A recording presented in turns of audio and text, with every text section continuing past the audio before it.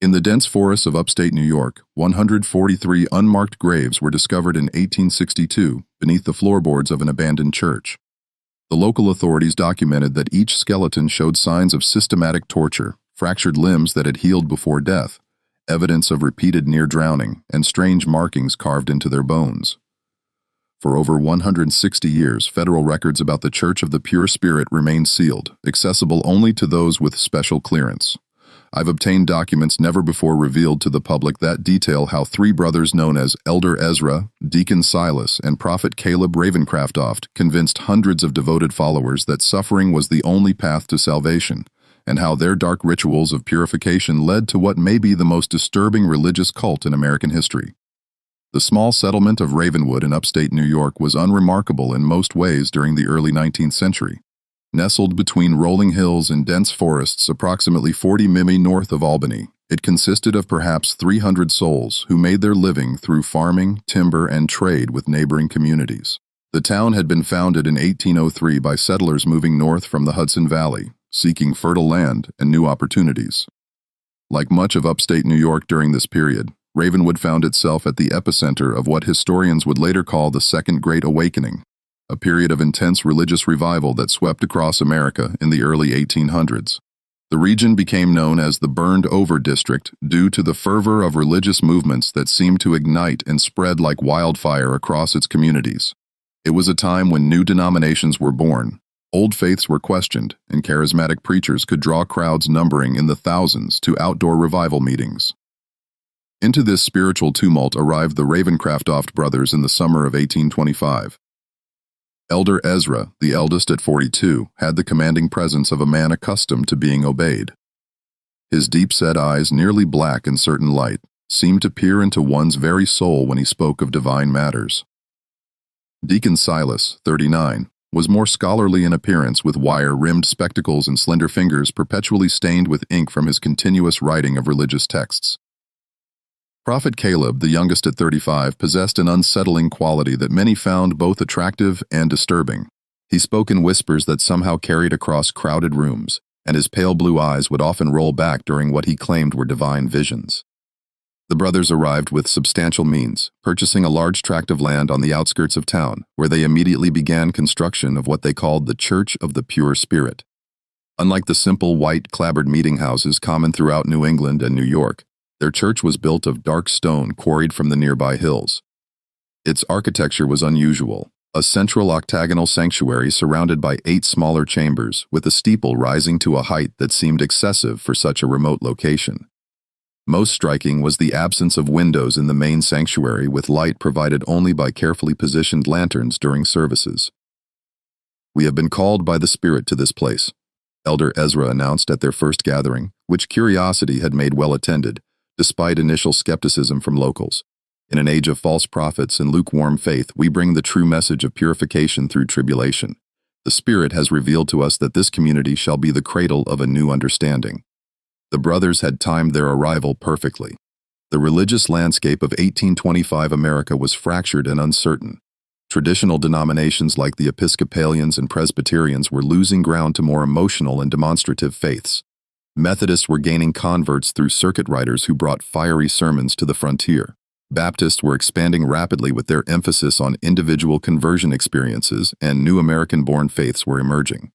The Mormons would begin their journey just 1 year later, and less than 100 miles away, when Joseph Smith published the Book of Mormon in 1830.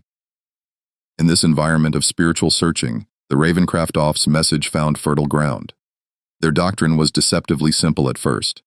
True salvation could only be achieved through suffering that burned away sin and impurity. They cited biblical passages about refinement through fire and Christ's suffering on the cross. But what distinguished their teaching was the literal interpretation. Physical suffering was not just metaphorical, but necessary for spiritual cleansing. "The flesh is the vessel of sin," Deacon Silas would explain during early sermons, his voice measured and reasonable. "Therefore, the flesh must be tested, tried, and purified through tribulation. Only when the body has been broken can the spirit truly soar." Their congregation grew steadily through that first year. The brothers were selective about who could join, requiring potential members to undergo a discernment interview with Prophet Caleb, who would determine if they were worthy vessels for purification. Those accepted were predominantly from three groups: the desperately poor, seeking community and purpose; the deeply troubled, seeking redemption from past sins; and the wealthy, seeking spiritual experiences beyond what traditional churches offered. Margaret Wilkins was among the first converts, a widow who had lost her husband and two children to scarlet fever the previous winter. She had been contemplating ending her life when she encountered Elder Ezra in town. "He looked at me as though he could see my thoughts," she wrote in a journal later discovered by federal investigators.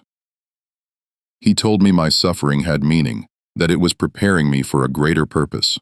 For the first time since burying my family, I felt something other than despair." By 1827, the Church of the Pure Spirit had grown to nearly 100 members. Some lived in simple dwellings constructed around the church, while others maintained homes in Ravenwood, but spent most of their time at the church compound. The Ravencroft encouraged members to donate their property and savings to the church, explaining that worldly attachments prevent spiritual elevation. The most devoted followers were invited to become vessels of the Spirit, a special status that required them to undergo more intensive purification rituals. These early ceremonies were relatively mild compared to what would come later: extended fasting, night-long prayer vigils, and rituals involving ice-cold water that symbolized the drowning of the sinful self.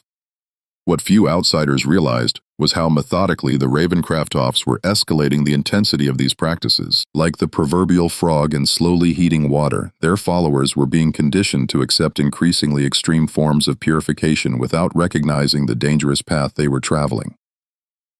By 1829, when construction began on an extensive network of chambers beneath the church, the Ravencrofts had established complete control over their followers' lives, thoughts, and bodies.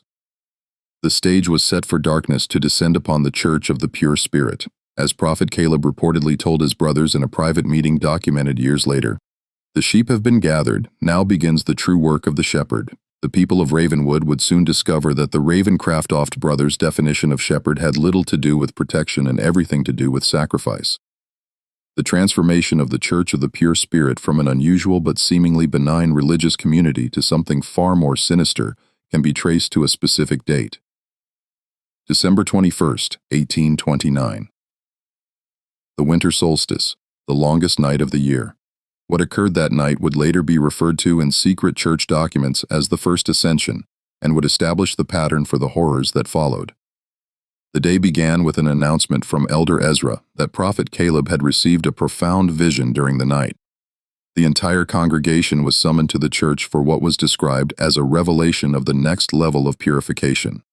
As darkness fell and the temperature dropped below freezing, nearly 150 followers filled the windowless sanctuary, which was illuminated only by 12 large candles positioned at the points of an enormous pattern carved into the wooden floor, a spiral that wound inward toward a central platform. Thomas Hartford, a blacksmith who had joined the church 6 months earlier following the death of his wife, later escaped and provided testimony about what happened next. According to Hartford, Elder Ezra addressed the congregation with unusual intensity, his voice rising to a fever pitch as he described how their previous purification rituals had been merely preparation for the true cleansing. "Brothers and sisters," Elder Ezra proclaimed, "we have been patient shepherds, guiding you gently toward understanding, but the Spirit grows impatient with our progress. Tonight, Prophet Caleb has been shown the true path to salvation, and it requires greater courage than we have yet demanded."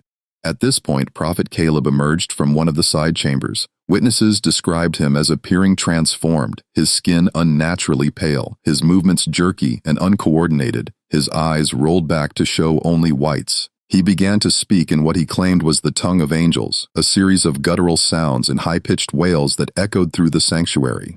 After several minutes of this disturbing display, Prophet Caleb collapsed to the floor. When he rose again, he spoke in his normal voice, but with a cadence and authority that many found mesmerizing. He announced that the Spirit had selected 3 members of the congregation for the honor of First Ascension: Sarah Pembroke, Michael Collins, and Rebecca Winters. He called out, "The Spirit has found you worthy of elevation." The 3 individuals, all relatively recent converts to the church, were led to the central platform by Deacon Silas. What followed was described by Hartford as a ceremony unlike anything I believed possible among civilized people. Each of the 3 was stripped to their undergarments despite the winter cold. They were then bound to wooden frames that had been constructed in the shape of inverted crosses.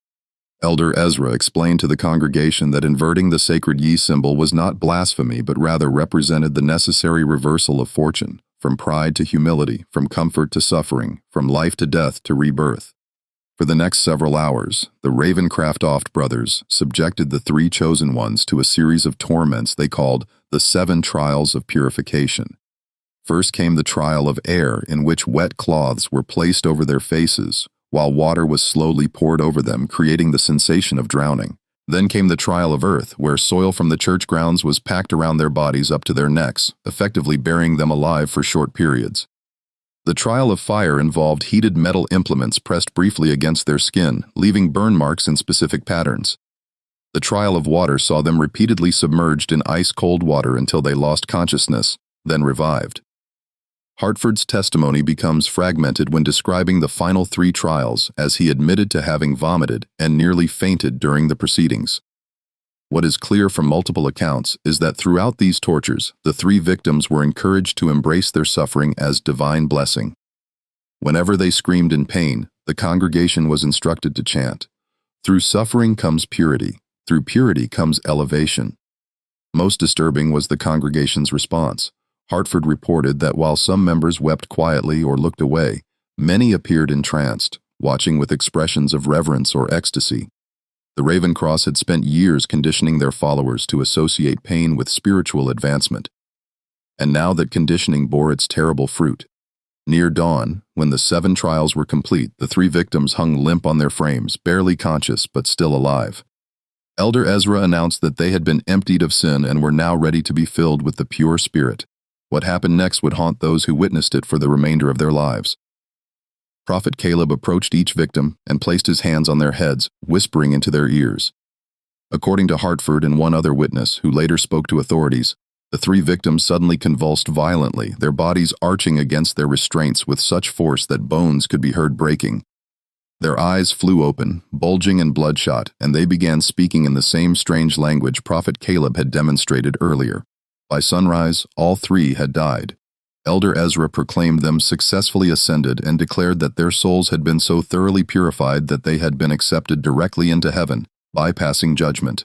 Their bodies, he explained, were merely empty vessels now to be revered as holy relics. The 3 corpses were not buried immediately. Instead, they were placed in one of the newly constructed chambers beneath the church, laid out on stone slabs where congregation members could view them and pray for similar elevation. According to church records later seized by authorities, these were the first of what would eventually become hundreds of bodies stored in the catacombs beneath the Church of the Pure Spirit. The morning after the first ascension, several congregation members quietly packed their belongings and fled Ravenwood. Thomas Hartford was among them, though he would not speak of what he had witnessed for many years, believing no one would believe such horrors possible in Christian America. Those who remained became even more devoted to the Ravencrofts and their twisted doctrine. The brothers had crossed a threshold into murder disguised as religious ceremony and found that their control over their followers was not diminished but strengthened within the Church of the Pure Spirit. Death had become sacrament, as Prophet Caleb reportedly told his brothers after the ceremony in a conversation later recounted by a church elder who eventually turned state's evidence. "Now we have shown them the true face of God and they did not turn away. There is nothing they will not accept from us now." He was right. The first ascension marked only the beginning of the atrocities at the Church of the Pure Spirit. What followed would be 3 decades of escalating horror hidden behind the respectable facade of religious devotion. In the years following the first ascension, the Church of the Pure Spirit underwent a transformation that went largely unnoticed by the outside world. From 1830 to 1845, the Ravencroft brothers refined their methods and expanded their influence, developing both their theological justifications and their practical techniques for what they termed elevations, but what were in reality ritualized killings. The brothers were careful to maintain a veneer of respectability. The public face of their church emphasized charity, community, and spiritual renewal, themes that resonated perfectly with the ongoing religious revival sweeping through the burned-over district. Outwardly, they participated in the broader religious community, occasionally hosting gatherings where other preachers were invited to speak, and making donations to causes such as temperance societies and orphanages. Behind this facade, however, the true nature of their operations grew increasingly complex and disturbing. The underground chambers, initially constructed as simple cellars, were expanded into an elaborate network of tunnels and rooms that extended far beyond the church's footprint. Local workers hired for the initial construction were replaced by devoted church members who could be trusted with secrets, and eventually the excavation was performed exclusively by vessels of the Spirit followers who had proven their absolute loyalty. By 1835, the catacombs as they came to be known among the inner circle contained at least 7 large chambers and dozens of smaller aloves. Each served a specific function in the Ravencroft Off's twisted theology. The chamber of preparation where candidates for elevation were kept in isolation for days before their ordeal. The chamber of trials where the 7 purification tortures were administered. The chamber of ascension where the final fatal rituals took place. And most disturbing of all, the chamber of saints where the bodies of the ascended were preserved. This preservation of corpses became a central element of the cult's practices. Unlike most religious groups that reverently bury their dead, the Ravencroft Offs kept the bodies of their victims in various states of preservation. Some were partially mummified using techniques Deconolus had allegedly learned from medical texts. Others were reduced to clean skeletons through methods that investigators would later struggle to reconstruct. These remains were arranged in elaborate tableaux throughout the Chamber of Saints, posed in positions of prayer or ecstasy, sometimes articulated with wire to maintain their posture. Elizabeth Carver, who joined the church in 1832 and eventually escaped in 1844, provided some of the most detailed accounts of these chambers. "The smell was the first thing that struck you," she recounted to federal investigators. Not the stench of decay, as one might expect, but the overwhelming odor of chemicals, turpentine, alcohol, and something sweeter I couldn't identify. The brothers claimed it was the perfume of sanctity, but I later learned it was substances used in embalming. Carver described how new members were gradually introduced to the existence of these chambers, first hearing about them as symbolic spaces, then being permitted limited access to the less disturbing areas, and finally, for those deemed most loyal, being allowed to witness or even participate in the rituals conducted within them. "It was a careful seduction," she explained. "By the time you saw the Chamber of Saints with its dozens of corpses arranged like some grotesque congregation, you had been so thoroughly indoctrinated that it seemed beautiful rather than horrifying. I remember weeping with what I thought was religious ecstasy the first time I was permitted entry. Now those tears shame me beyond words." The frequency of elevations increased gradually over the years. In 1830, according to church records later seized as evidence, there were only 2 such ceremonies, resulting in 5 deaths. By 1835, the number had risen to quarterly events, each claiming 2 to 4 lives. And by 1840, monthly elevations had become the norm, with special ceremonies on solstices and equinoxes, often taking larger numbers of victims. The Ravencrofts became selective in choosing candidates for elevation. Initially, they favored those without close family connections, widows, orphans, and drifters who would not be missed. Later, as their confidence grew, they began selecting from devoted families within the congregation, framing selection as the highest honor a family could receive. To give a child to the Spirit was considered the ultimate expression of faith. Carver recalled, "Parents would compete for this blessing, offering their sons and daughters with a fervor that seems unimaginable to me now." While the brothers maintained their distinct roles, Elder Ezra as the authoritative voice, Deacon Silas as the scholarly theologian, and Prophet Caleb as the mystical conduit to the divine, their private dynamics shifted over time. According to accounts from former Inner Circle members, Caleb's influence grew as his visions directed ever more aspects of church life. By 1840, it was Caleb who selected all candidates for elevation and determined the specific rituals to be used in each case. His mental state appears to have deteriorated significantly during this period. Journal entries attributed to him, recovered from a hidden compartment in his private quarters, reveal increasingly incoherent writings interspersed with detailed anatomical drawings. One entry from 1842 reads, "The Spirit has revealed that souls reside not merely in the heart or mind as commonly thought, but are distributed throughout the body in specific nodes. Each elevation allows me to map these sacred points more precisely. Soon, I shall have the complete divine anatomy." As the church's membership grew to nearly 300 by 1845, the Ravencroft Offs faced the practical challenge of disposing of evidence from their increasing number of elevations. This led to one of their most macabre innovations, the selling of human remains to medical schools. In the mid-19th century, medical colleges struggled to obtain cadavers for anatomical study. Legal sources were limited primarily to executed criminals, leaving an insufficient supply for teaching purposes. This created a black market for bodies, with resurrection men illegally exhuming the recently buried or claiming unclaimed bodies from poor houses.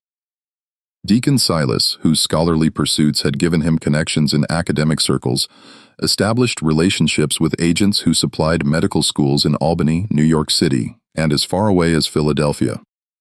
Church records indicate that between 1840 and 1845, at least 67 vessels were donated to the advancement of medical science, a euphemism for the sale of murder victims' bodies. This commercial aspect served multiple purposes for the Ravencroft.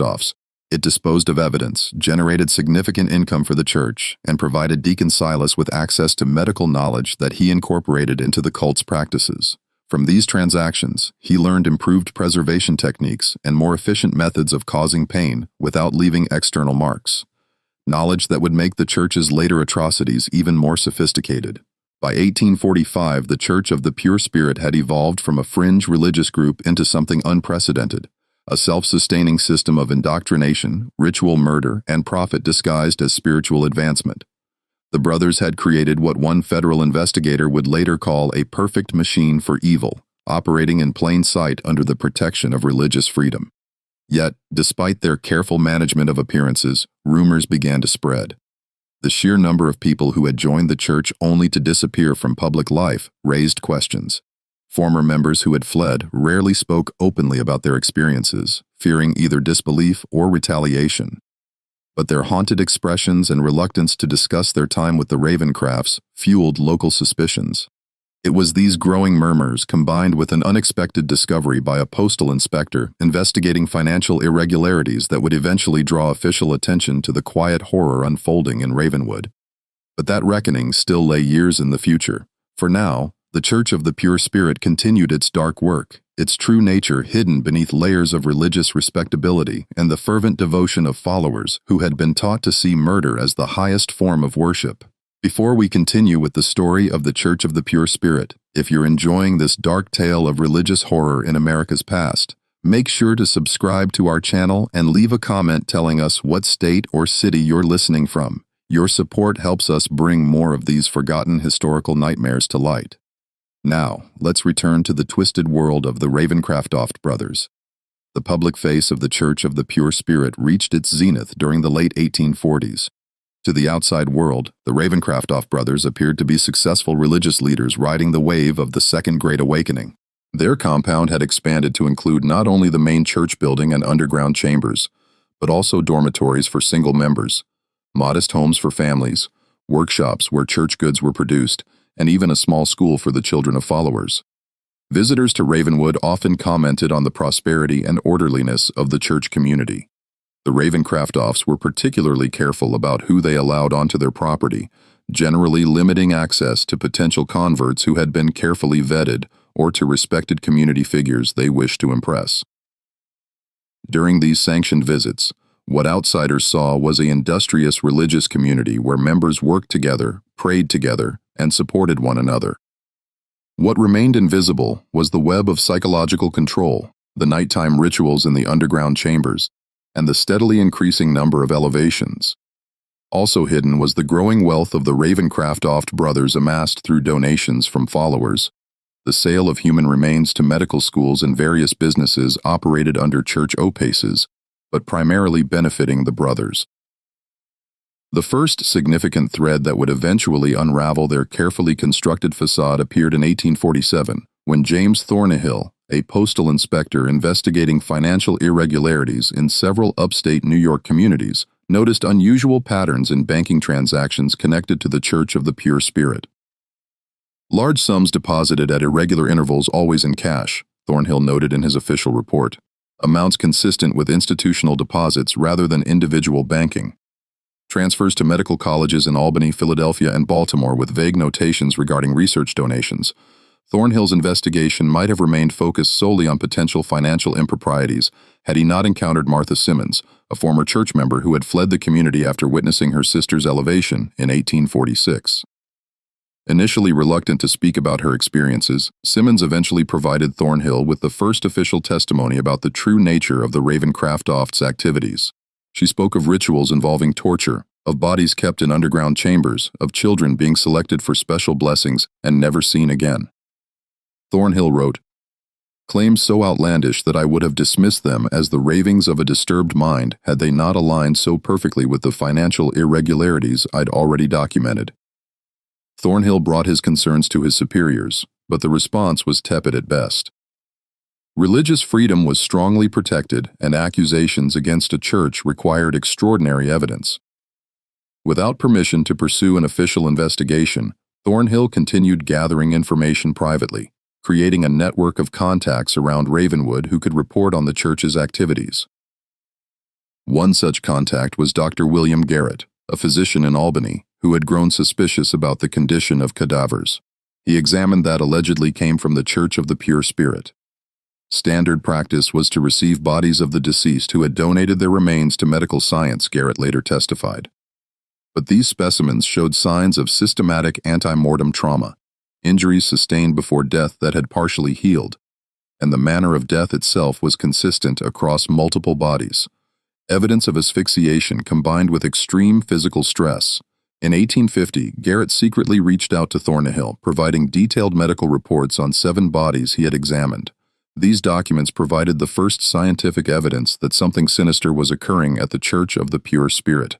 Still, authorities remained reluctant to act against a religious organization without irrefutable proof of criminal activity. The breakthrough came from an unexpected source. In the spring of 1851, Prophet Caleb Ravencroft's mental state, which had been deteriorating for years, reached a crisis point, according to accounts from church members who later testified. He began experiencing violent episodes where he would rave about spirits emerging from the walls and the divine anatomy becoming visible in the air. During church services, his prophetic utterances became increasingly bizarre and frightening, even to the most devoted followers. Elder Ezra and Deacon Silas attempted to manage the situation by limiting Prophet Caleb's public appearances, explaining his absences as periods of intense communion with the Spirit. In private, however, they confined him to a specially constructed room in the furthest reaches of the underground chambers, where his screams would not be heard above ground. This confinement might have contained the immediate problem had Prophet Caleb not escaped during a momentary lapse in supervision. On the night of June 17, 1851, he somehow freed himself from his restraints and made his way through the catacombs to emerge in the woods beyond the church property. What followed was described in the Albany Evening Journal as a scene of public madness unprecedented in the region's history. Naked and covered in self-inflicted wounds, Prophet Caleb appeared in Ravenwood's town square during a community gathering celebrating the summer planting. Before a crowd of horrified onlookers, he proclaimed himself the living vessel of the Pure Spirit and began describing in explicit detail the rituals conducted beneath the church. "The blood of the purified strengthens our connection to the divine," he reportedly shouted. 227 vessels have been emptied and the Spirit has filled me with their essence. The chambers beneath hold the sacred remains of the elevated, and soon all of you shall join them in glorious suffering. Local authorities detained Prophet Caleb, initially believing him to be simply a dangerous lunatic. When he identified himself as one of the Ravencroft brothers, however, his ravings took on new significance. Thornhill, who had cultivated relationships with several local officials, was notified immediately. He arrived in Ravenwood the following day to interview Prophet Caleb. What he found was a man in the final stages of complete psychological collapse. Prophet Caleb alternated between periods of catatonic silence and frenzied confession, during which he provided details about the church's activities that corroborated earlier testimonies from escaped members. Most significantly, he drew detailed maps of the underground chambers, including locations of hidden entrances and the Chamber of Saints where victims' remains were kept. Armed with this new evidence and Prophet Caleb's first-hand testimony, Thornhill finally secured authorization for an official investigation. However, word of Prophet Caleb's detention and subsequent questioning reached Elder Ezra and Deacon Silas before authorities could organize a proper search of the church grounds. What happened next demonstrated the brothers' ruthless efficiency in crisis management. Within hours of learning of Prophet Caleb's detention, they initiated what church records later revealed was a contingency plan called the Cleansing Flame. Members of the inner circle were dispatched to remove the most incriminating evidence from the underground chambers, particularly financial records and the most recently deceased bodies. Then, in a move that showed both desperation and calculated cunning, they orchestrated a controlled fire in the main church building. The fire was carefully set to destroy specific areas while leaving others intact, creating the appearance of a tragic accident rather than deliberate destruction of evidence. By the time authorities arrived with a search warrant on June 19, 1851, they found the church building partially burned and the congregation engaged in recovery efforts. Elder Ezra greeted officials with apparent cooperation, expressing shock at his brother's mental breakdown and offering full access to the property. "It seems God has tested us doubly," he reportedly told investigators, "first with the affliction of my beloved brother's mind and now with this terrible fire. But we shall rebuild as faith must always rise from ashes." The investigation that followed was hampered not only by the fire damage, but by the brothers' meticulous preparation. The entrance to the main tunnel system had been collapsed in the fire, making access difficult. When excavation finally revealed the underground chambers, investigators found them partially flooded, a result of deliberately diverted water from a nearby stream. Many rooms had been emptied of their contents with evidence of hasty removal. Nevertheless, enough remained to confirm the most disturbing aspects of Prophet Caleb's confession. In chambers that had escaped both fire and flooding, investigators discovered specialized restraints, tools modified for torture, and chemical compounds used in embalming. Most damning was the Chamber of Saints, where, despite efforts to remove evidence, dozens of human remains were found in various states of preservation. "The scene defies adequate description," wrote federal investigator Daniel Blackwood in his official report. "Skeletal remains arranged in poses of supplication, partially preserved corpses seated as though participating in some macabre congregation, and most disturbing small chambers containing the remains of children positioned as though at play, but bearing clear evidence of violent deaths." The discovery shocked even hardened investigators. Newspaper accounts, though heavily censored due to Victorian sensibilities, conveyed enough details to create widespread horror.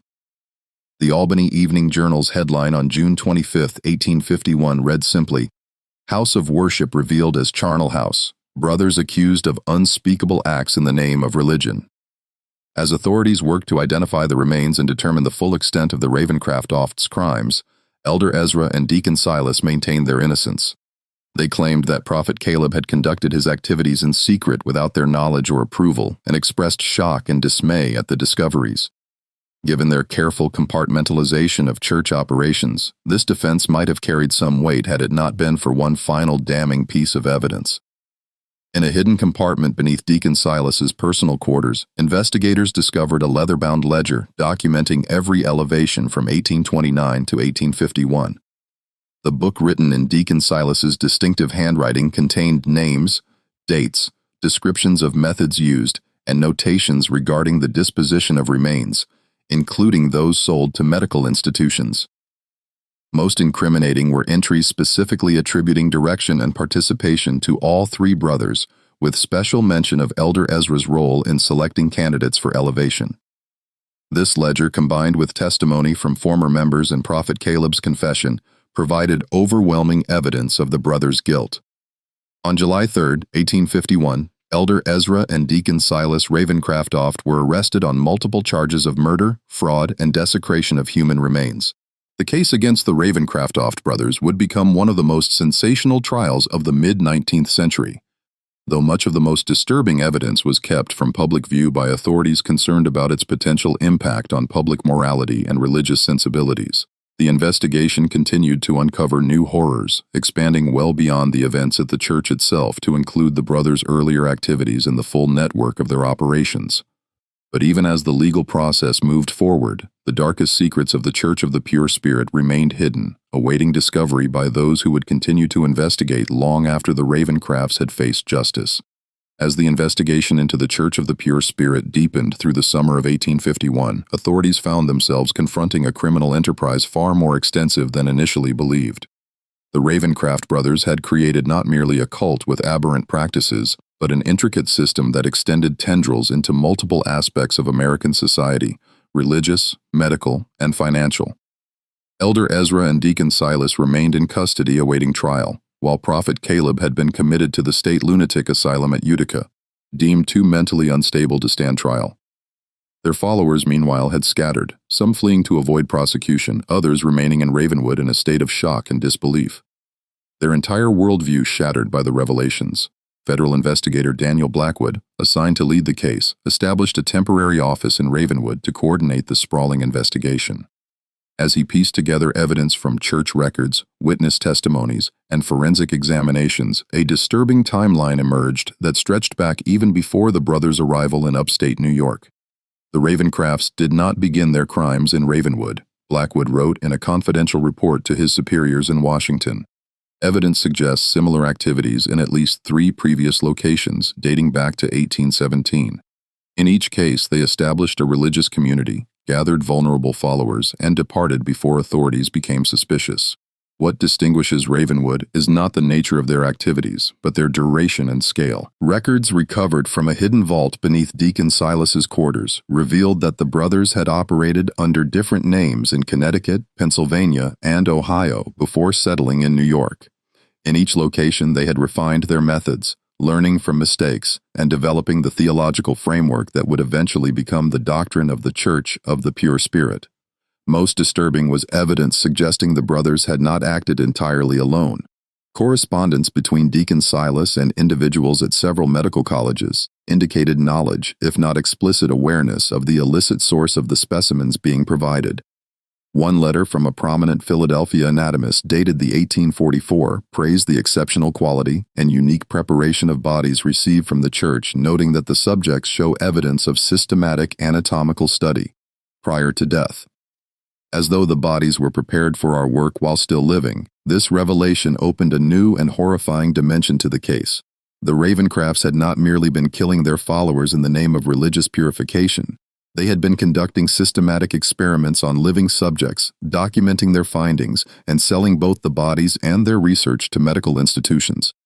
The brothers appear to have been conducting a form of primitive physiological research.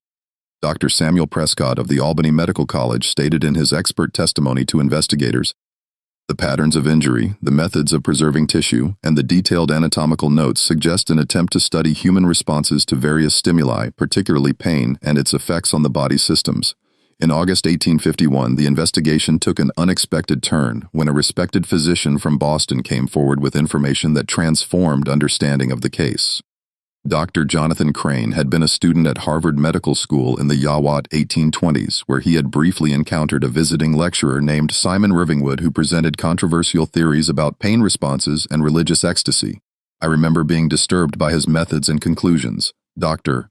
Crane testified. He described experiments that seemed unethical, even by the standards of that time, and spoke of pain as a gateway to transcendent experience. "I had dismissed him as a medical eccentric, but seeing the newspaper accounts of the Ravencroft case, I recognized not only the theories, but the man himself from the published sketches. Simon Ravencroft and Silas Ravencroft are undoubtedly the same person." This connection suggested that the religious doctrine of the Church of the Pure Spirit had not been merely a means of controlling followers or justifying murder, but rather that the religious framework had been constructed specifically to facilitate systematic human experimentation. The brothers had created a belief system that not only permitted but sanctified the very acts that served their research. As investigators followed this new line of inquiry, they discovered a hidden room beneath Deacon Silas's quarters that contained hundreds of notebooks filled with detailed anatomical drawings, experimental protocols, and observations. The journals documented a grotesque research program spanning decades, with entries becoming increasingly scientific and less religious in their language as time progressed. Subject 157 maintained consciousness for 47 minutes after removal of redacted read one particularly disturbing entry from 1848. Heart continued functioning for 12 minutes beyond loss of consciousness. Vocalization patterns consistent with previous trials. Blood loss measured at approximately 1.7 L. Results support hypothesis regarding sustainability of vital functions under extreme conditions. When this evidence was presented to Elder Ezra during interrogation, his facade of religious devotion finally cracked. According to transcripts of the interview, he laughed for nearly a minute before speaking. "You understand nothing," he reportedly told Blackwood. "The Spirit has many names. Some call it God, others science. We merely sought knowledge that others were too weak to pursue. The elevation of our followers was genuine. They contributed to understanding that will benefit mankind for generations. Their suffering had purpose. Their deaths had meaning. The discovery of the brothers' true motives sent shockwaves through the medical establishment. Several prominent physicians in medical schools that had received specimens or research from the Ravencroft office found themselves under scrutiny, forcing a broader conversation about ethical standards in medical research and education. Meanwhile, as autumn approached, investigators continued the grim work of excavating the church grounds. Initial estimates of victims had been based on Prophet Caleb's claim of 217 vessels, but as the dig progressed, it became clear that the actual number was significantly higher. We have identified remains of at least 276 individuals thus far, Blackwood reported in September. Based on soil analysis and structural expansion of the underground chambers, we believe additional remains may be found beneath the adjacent property. The brothers appear to have been tunneling outward as their operation expanded. The investigation was further complicated by the discovery of correspondence suggesting that not all of the victims had been willing members of the church. Letters between Elder Ezra and various associates in nearby towns indicated a system for identifying and acquiring suitable subjects, predominantly travelers, immigrants, and others who would not be immediately missed. The red-haired Irishman who passed through last Thursday would make an excellent vessel. Read one such letter from a church member in a neighboring community. No family seeking work. Strong constitution. I have directed him to Ravenwood with promise of employment at the mill. Expect his arrival by Saturday next. This evidence transformed understanding of the case from one of religious extremism, preying on willing followers, to something closer to organized abduction and murder for both profit and pseudoscientific research. The implications were disturbing not only for the scale of the brothers' crimes, but for the suggestion of a wider network of complicity. Just when we thought we'd seen it all, the horror in Ravenwood intensifies.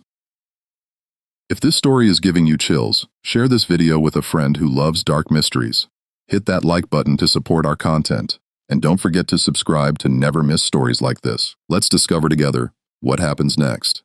The breakthrough that would ultimately reveal the full extent of the Ravencroft office operation came in October 1851, when investigators located Samuel Parsons, who had served as the church's accountant.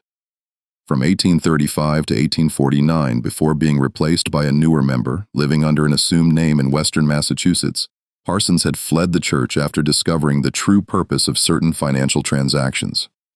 I believed I was managing donations and legitimate business interests, Parsons testified. After being granted immunity, when I discovered entries for specimen preparation and research grants that corresponded with disappearances among the congregation, I began keeping private records.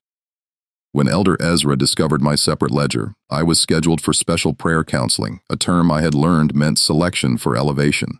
I fled that night with only the clothes on my back. Parsons provided investigators with detailed financial information from memory, including names of medical institutions that had paid for bodies and research, wealthy patrons who had funded the brothers' work believing it to be legitimate scientific inquiry, and church members who had assisted in various aspects of the operation. Most significantly, he revealed the existence of a second facility located nearly 40 mi from Ravenwood, a remote farmhouse that the brothers had purchased through an intermediary in 1840. According to Parsons, this location was used for special research that was kept separate even from the inner circle of the church. Elder Ezra called it the garden, Parsons recalled. Only he, Deacon Silas, and 2 trusted assistants ever went there. Supplies were delivered monthly. Medical equipment, chemicals, specialized restraints, and occasionally selected subjects would be transported there, always at night. None ever returned. When authorities located and searched the farmhouse, what they discovered exceeded even the horrors found beneath the church. The building had been converted into a sophisticated research facility with rooms designed for different types of experiments.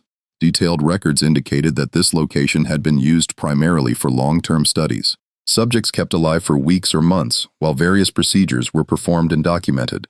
Most disturbing was evidence that the brothers had been particularly interested in the effects of their purification techniques on children. A separate building on the property contained small cells and equipment sized for juvenile subjects.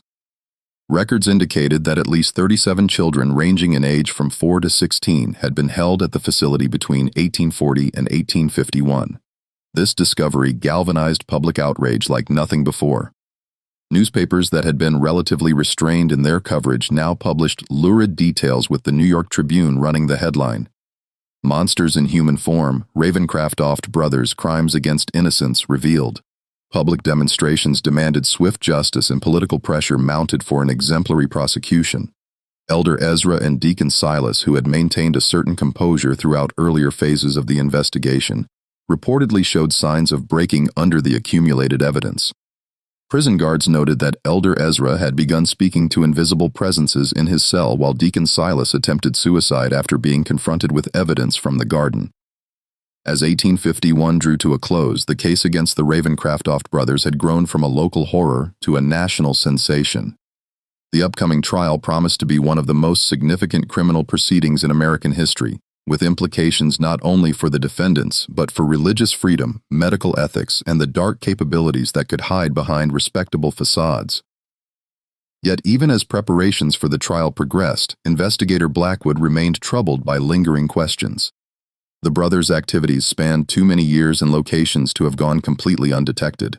Their connections to medical institutions and wealthy patrons suggested a level of protection that seemed implausible without some form of official complicity.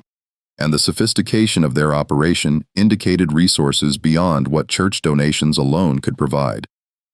I am increasingly convinced that we have uncovered merely the visible portion of something far more extensive, Blackwood wrote in his personal journal in December 1851. The Ravencrofts are undoubtedly guilty of unconscionable crimes, but I cannot escape the suspicion that they were part of a larger enterprise, one that may continue to operate despite their apprehension. The question that haunts me is not whether justice will be served in this case, but whether the full truth will ever come to light. His concerns would prove prophetic in ways he could not have anticipated as the trial of the century prepared to begin in Albany in January 1852. The trial of Elder Ezra and Deacon Silas Ravencroft began on January 12, 1852 in Albany, New York. Amid unprecedented security and public interest, the courthouse was surrounded daily by crowds numbering in the thousands, some traveling from as far as Boston and Philadelphia to witness proceedings in what newspapers had dubbed the trial of the unholy brothers. Inside the courtroom, the BEU prosecution presented a methodical case that unfolded over 6 weeks with over 100 witnesses providing testimony about various aspects of the Ravencrofts' crimes. Survivors of the church described the psychological manipulation and gradual indoctrination that had led them to accept increasingly extreme purification rituals.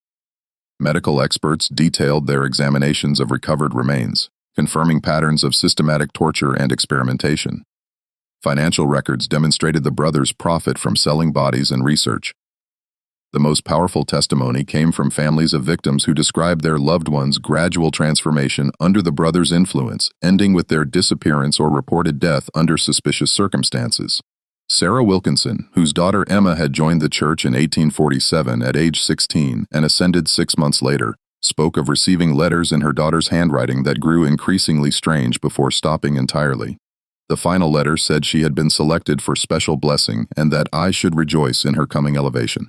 Wilkinson testified, "When I traveled to Ravenwood to see her, Elder Ezra told me she had been transported to their retreat for spiritual preparation and would not receive visitors. 3 weeks later, he informed me she had ascended to the pure spirit during a sacred ceremony.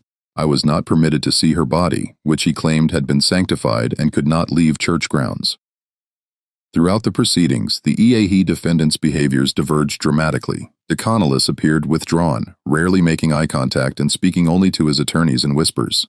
Elder Ezra, however, maintained an unsettling composure, often smiling during the most damning testimony and occasionally nodding as though in approval of the descriptions of his crimes. When the defense finally presented its case in late February, their strategy became clear. They would not deny the deaths or even many of the practices described, but would instead argue that the activities of the Church of the Pure Spirit were protected religious expression and that members had participated voluntarily. The Constitution of these United States guarantees freedom of religious practice. Defense attorney William Hargrove argued the ceremonies of the Church of the Pure Spirit, while perhaps shocking to conventional sensibilities, were conducted with the full knowledge and consent of participants who shared the Ravencrofts' belief in purification through suffering. This defense collapsed under cross-examination of former church members who testified to coercion, deception, and the administration of substances now identified as containing opium and other mind-altering compounds. The final blow came when the prosecution presented the records from the garden, showing clearly that many victims had been outright abducted rather than recruited as church members. On March 2, 1852, With the trial moving toward its inevitable conclusion, Elder Ezra made a request that would transform the proceedings.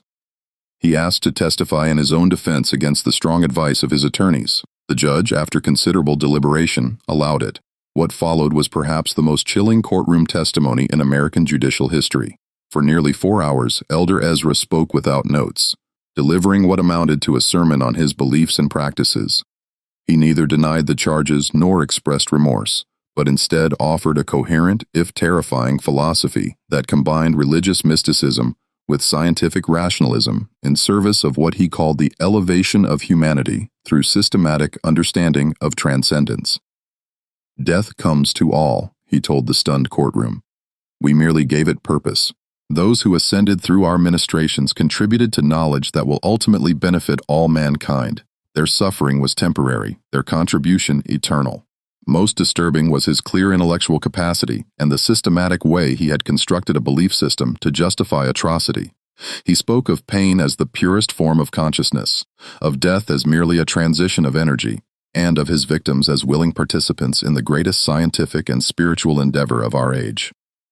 When prosecutor James Sullivan asked about the children found at the garden, Elder Ezra's response sent audible gasps through the courtroom. "The young vessel receives the Spirit most purely. Their observations were most valuable precisely because they were unclouded by preconception. We honored them by allowing their suffering to illuminate paths others fear to tread." At this statement, a man in the gallery, later identified as Harold Winters, whose son had disappeared after attending a church service in 1847, rushed toward the witness stand with a concealed knife. He was restrained by court officers before reaching Elder Ezra, who had not flinched or attempted to move. "You see," Elder Ezra remarked calmly after Winters had been removed, "even now the mere suggestion of truth provokes violence from those too limited to comprehend it. This has always been the response to those who push beyond conventional boundaries of knowledge and belief." After Elder Ezra's testimony, Deacon Silas declined to take the stand. His attorney offered only a brief statement suggesting that his client had been under his brother's influence and requesting mercy on those grounds. The prosecution's closing arguments emphasized the calculated nature of the brothers' crimes, the suffering of their victims, and the betrayal of both religious faith and scientific principle their actions represented. The jury deliberated for less than 3 hours before returning with guilty verdicts on all counts for both defendants. On March 10, 1852, Judge William Blackwood sentenced the Ravencroft brothers to death by hanging, declaring their crimes an offense against God, humanity, and the moral foundation upon which civilized society rests. The execution was scheduled for April 15th, but events would take an unexpected turn in the intervening weeks. Prophet Caleb, who had been confined to the asylum at Utica, died under mysterious circumstances on March 20th. Official reports stated he had succumbed to nervous exhaustion, but rumors suggested either suicide or murder by attendants who had learned of his connection to the notorious case. More significantly, on the night of April 7th, a fire broke out in the Albany jail where the Ravencroft brothers were being held. By the time the blaze was controlled, 3 inmates and 2 guards had died from smoke inhalation. Initial reports indicated that Deacon Silas was among the dead, his body identified by distinctive rings he wore. Elder Ezra, however, was not found among either the dead or the survivors. The manhunt that followed was the largest in New York, state history to that point. Federal authorities joined local law enforcement in searching for the escaped prisoner with wanted posters distributed throughout the Northeast. Reported sightings came from as far away as Chicago and Montreal, but none led to capture. As weeks passed without success, troubling questions emerged about the circumstances of the jail fire and Deacon Silas's death. The official identification had been made hastily based primarily on personal effects rather than clear recognition of the badly burned body. Some investigators, including Blackwood, questioned whether either brother had actually died in the fire. The timing and nature of the incident suggests planning and outside assistance. Blackwood wrote in a confidential report, "The possibility must be considered that both brothers escaped with one corpse misidentified as Deacon Silas, while another prisoner remains unaccounted for in the confusion." This theory gained credibility when investigators discovered that a substantial sum, nearly $30,000, had been withdrawn from a bank account connected to the church just 2 days before the fire by an individual matching the description of Jacob Thornton, one of the brothers' most devoted followers who had disappeared after their arrest. The most disturbing development came in June 1852, when a physician in Baltimore was found murdered in his home under bizarre circumstances. Dr. Edward Mitchell had been one of the medical professionals implicated in receiving specimens from the Church of the Pure Spirit. Though he had cooperated with authorities and avoided prosecution, his body was discovered positioned in a manner identical to the elevated victims from the church, with a note pinned to his chest reading simply, "The Spirit sees all who betray its work." This killing, followed by similar murders of two other physicians with connections to the case over the next year, suggested that the brothers or their followers were systematically eliminating those who had assisted the investigation. Each victim was found arranged in the same ritual posture, each with a similar note, creating a wave of fear among those who had been involved in the case. By 1854, the active investigation had been scaled back, with Elder Ezra presumed to have fled the country. Occasional reports of religious groups with practices reminiscent of the Church of the Pure Spirit emerged from places as distant as New Orleans, St. Louis, and San Francisco, but none led to the recapture of the infamous preacher. Blackwood, who had been reassigned to other cases but continued to investigate the Ravencroft offs privately, became convinced that Elder Ezra had not merely escaped but had reconstituted his operation in some new location, perhaps with the assistance of a network of followers more extensive than initially believed. The Ravencroft case represents not the end of a criminal enterprise but merely its exposure, he wrote in his final report, before retiring in 1860. The combination of religious fervor, scientific curiosity without moral constraint, and the promise of transcendent knowledge creates a powerful allure that did not die with our prosecution of two of its practitioners. I fear we have merely driven this darkness further into the shadows, where it continues its work beyond our sight. His assessment would prove prophetic. In the decades that followed, scattered reports would emerge of religious groups with striking similarities to the Church of the Pure Spirit, appearing briefly before disappearing again, often leaving unexplained disappearances in their wake. None were directly linked to Elder Ezra Ravencroft, yet the pattern suggested his influence lived on. The most significant such incident occurred in 1862, a decade after the original case, when a small church calling itself the Sanctuary of Divine Understanding was discovered abandoned near the Massachusetts-Vermont border. Local authorities investigating reports of strange noises and lights found an empty building with a hidden cellar containing evidence of recent ritual activities consistent with the Ravencroft's practices. Most disturbing was a journal recovered from the site, written in handwriting experts would later confirm matched Elder Ezra's known script. The final entry, dated just 3 days before the discovery, read, "The work continues as it must. Each vessel contributes to understanding. Each elevation brings the final revelation closer. 100 years from now, when the full truth emerges, all will recognize our sacrifice as the foundation of a new age of understanding. The Spirit is patient. So too must be its servants." Whether this represented Elder Ezra's final testament or merely another disappearance before resurfacing elsewhere remains unknown. No confirmed sighting of him was ever recorded after the Albany jail fire, leaving his ultimate fate as one of the great unsolved mysteries of American criminal history. The official investigation into the Church of the Pure Spirit and the Ravencroft brothers formally concluded in 1862 with the discovery of the abandoned Sanctuary of Divine Understanding and the journal attributed to Elder Ezra. Federal authorities, stretched thin by the demands of the Civil War, classified the case as resolved, despite the lack of certainty regarding Elder Ezra's fate. The physical evidence from both Ravenwood and the subsequent sites linked to the brothers was consolidated in a special archive within the Department of Justice, accessible only to officials with specific authorization. This collection, including journals, ritual implements, financial records, and anatomical drawings, remained largely unexamined for decades. A testament to the government's discomfort with the brothers' legacy. In the communities affected by the Ravencroft, the process of healing and reconciliation proceeded slowly. Ravenwood itself never fully recovered from its association with the notorious case. The church property was seized by the state, the buildings demolished, and the land left vacant. Many residents relocated rather than live with the stigma of connection to what newspapers had called the American House of Horror. Those who had lost family members to the brothers' elevations formed a support society that eventually expanded to include survivors of similar experiences elsewhere. This group, initially called the Assembly of Reconciliation, and later known simply as the Assembly, dedicated itself to identifying and exposing religious practices that cross the line into exploitation or abuse. The most profound and lasting impact of the Ravencroft case, however, emerged in the field of medical ethics. The revelation that respected medical institutions had knowingly or unknowingly benefited from the brothers' crimes prompted the first serious national conversation about the sourcing of cadavers for medical education and the ethical boundaries of research.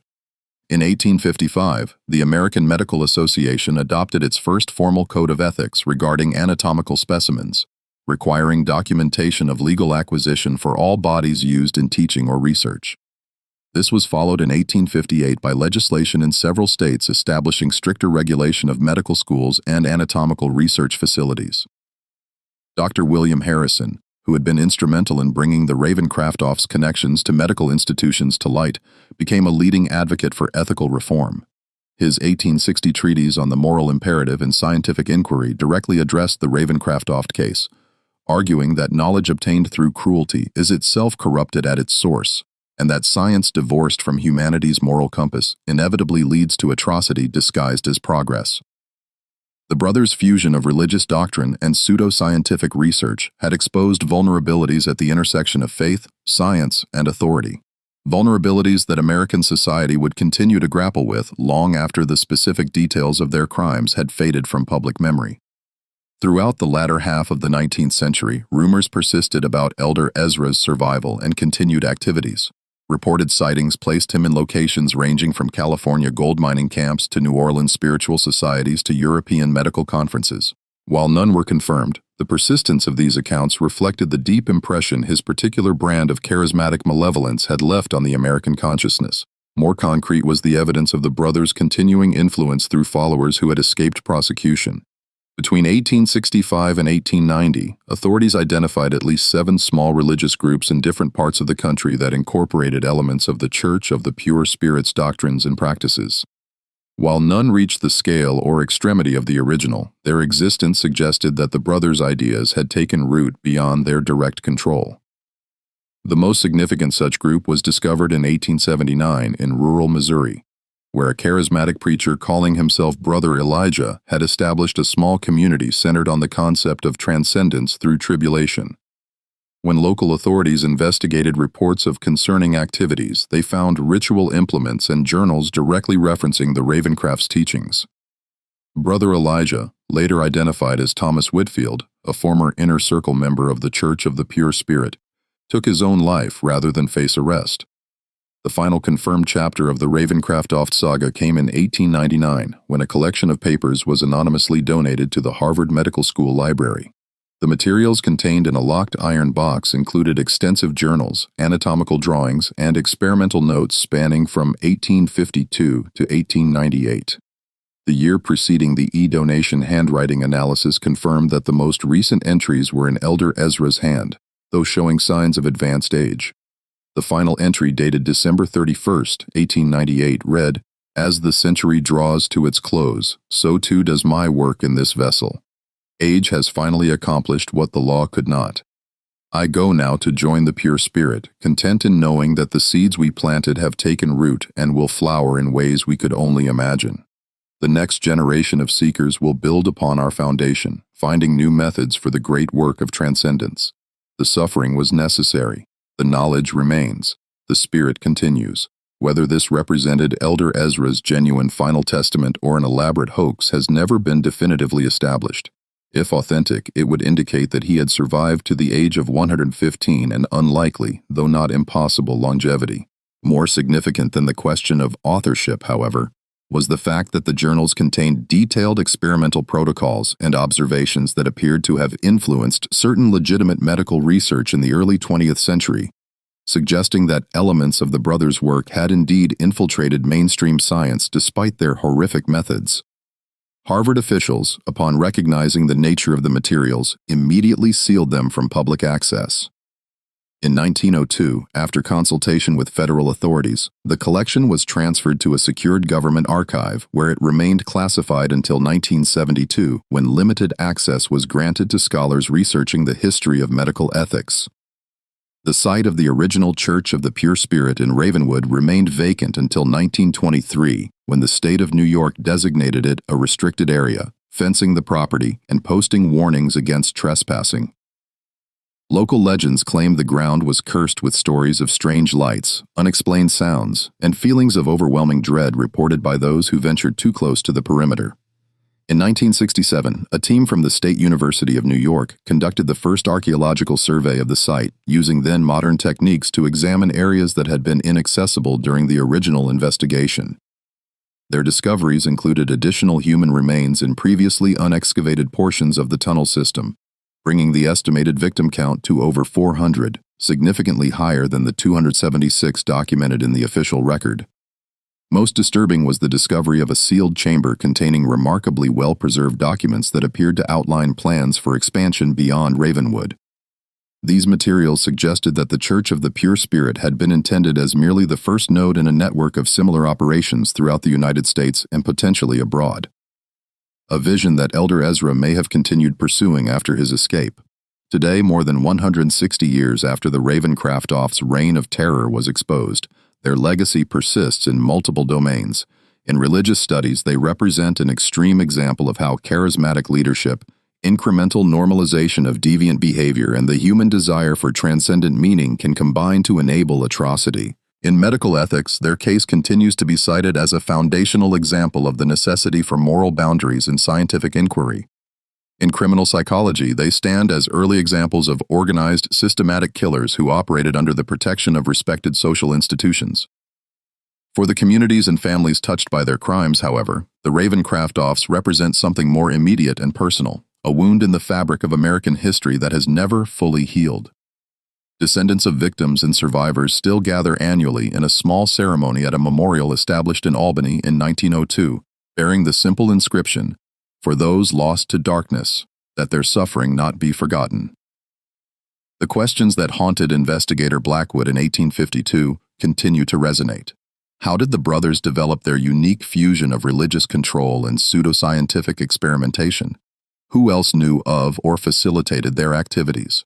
And perhaps most disturbingly, how much of their influence persists unrecognized in institutions and ideas that continue to shape American society? The true horror of the Ravencroft case lies not merely in the brothers' grotesque acts, but in the recognition that their story represents not an aberration, but a dark possibility inherent in the human capacity for both reverence and cruelty. Their legacy stands as a warning about the dangers when charisma, authority, and ideology combine to override our most fundamental moral constraints. In the dense forests of upstate New York, the land where the Church of the Pure Spirit once stood remains empty. The earth still scarred by foundations that no amount of time seems able to completely erase. Local residents say that even now, on particularly still nights, the area is marked by an unnatural silence, as though something in that soil continues to absorb sound, light, and warmth, hungry for the human suffering that once fed it so abundantly. This mystery shows us how thin the veneer of civilization can be when authority figures twist faith and science to serve their darkest impulses. What do you think of this story? Do you believe everything was revealed? Leave your comment below. If you enjoyed this tale and want more horror stories like this, subscribe, hit the notification bell, and share with someone who loves mysteries. See you in the next. See you in the next. See you in the next. See you in the next. See you in the next. See you in the next. See you in the next. See you in